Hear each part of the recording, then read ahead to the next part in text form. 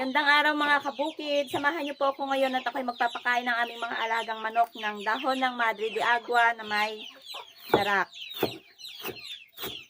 At syempre, manghuli na din tayo. Ayan o, nag-aantay sila ng pagkain nila yung aming mga alagang manok. Lumabas na sa kulungan. Ito po yung dahon ng Madre de Agua mga kabukid. Ganito po ang itsura niya. Malalapad po yan.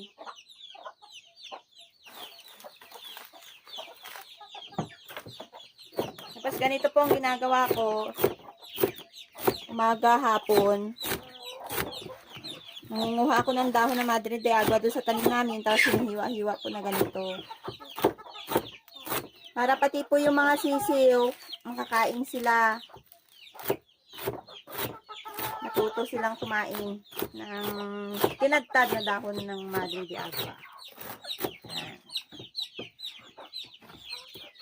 Ubos na po kasi mga kabukid yung aming mais, kaya ito na po ulit ang aking pinapakain sa aming mga alagang manok at saka pato.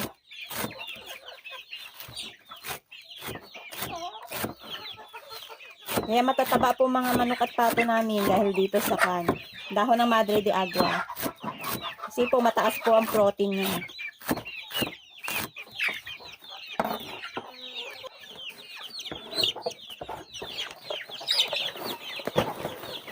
Tapos ito mga kabukid, darak ang ilalagay ko. Ayan.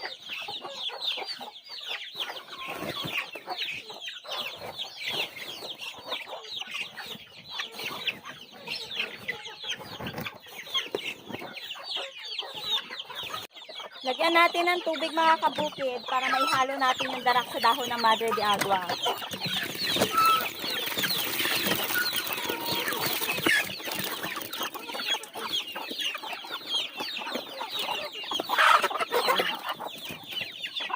Ayan po, nagkakagulo na yung aming mga alagang manok.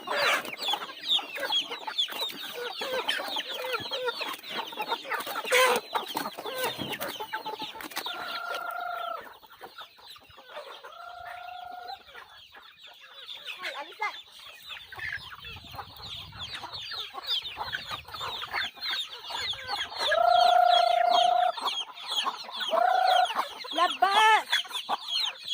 Puta na to na eh.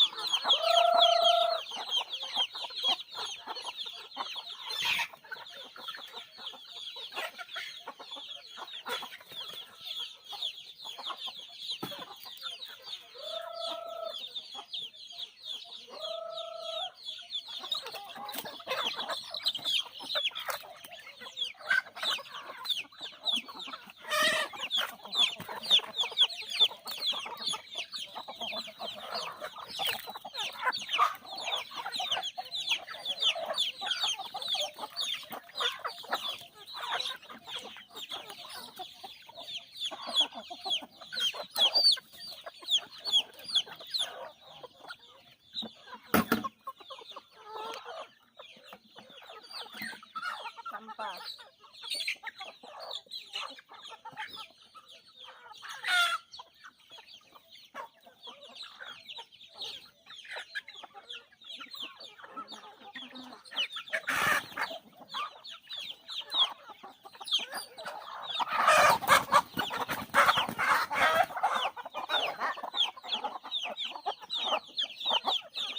Tatatayin natin ito mga kabukid dahil may bisita tayo ngayon.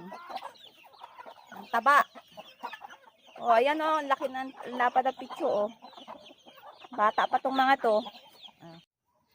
Tanggalan na po natin ng balahibo itong manok. Tingnan nyo naman po ang dilaw dahil po yan sa Madre de Agua mga kabukid na ipinapakain namin.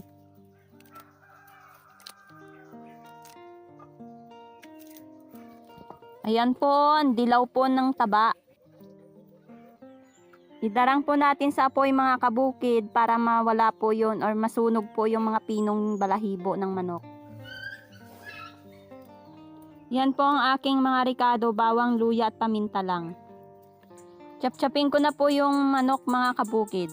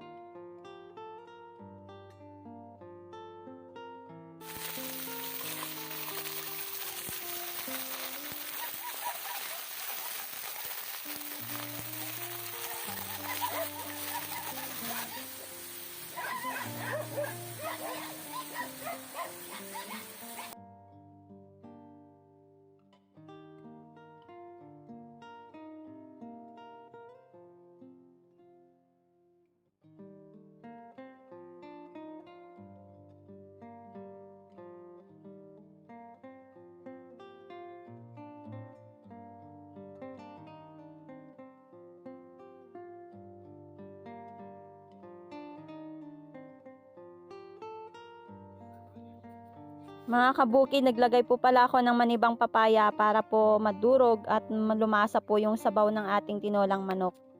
Subukan nyo po yung ganyang luto. Masarap po ang sabaw niyan.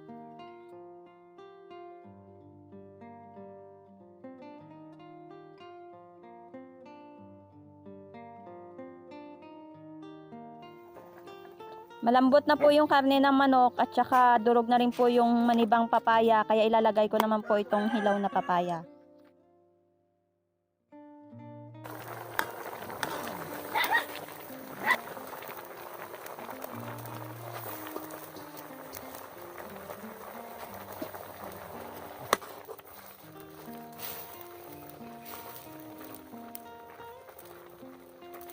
Ayan, luto na po yung ating tinola mga kabukid. Kakain na po kami. Yan po pala yung aking bisita, yung aking pinsan. Panapanahon ng pagkakataon, may babalik pa ang kahapon.